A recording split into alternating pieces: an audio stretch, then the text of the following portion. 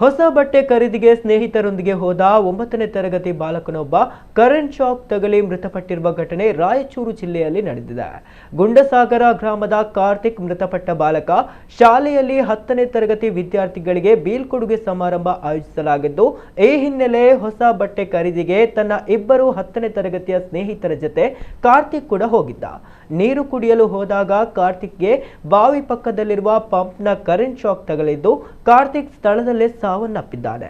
ಮೃತಪಟ್ಟ ಬಳಿಕ ಗಾಬರಿಗೊಂಡ ಆತನ ಸ್ನೇಹಿತರು ವಿಷಯ ಯಾರಿಗೂ ತಿಳಿಯದಂತೆ ಮಾಡಲು ಶವಕ್ಕೆ ಕಲ್ಲುಗಳನ್ನು ಕಟ್ಟಿ ಗೋಣಿ ಚೀಲದಲ್ಲಿ ಹಾಕಿ ಕೆರೆಗೆ ಎಸೆದಿದ್ದಾರೆ.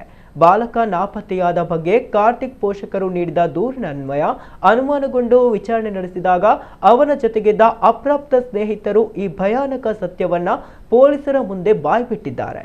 ಈ ಪ್ರಕರಣಕ್ಕೆ ಸಂಬಂಧಿಸಿದಂತೆ ಲಿಂಗಸುಗೂರು ಪೊಲೀಸರು ಪ್ರಕರಣ ದಾಖಲಿಸಿ ಹೆಚ್ಚಿನ ತನಿಖೆ ನಡೆಸ್ತಾ ಇದ್ದಾರೆ.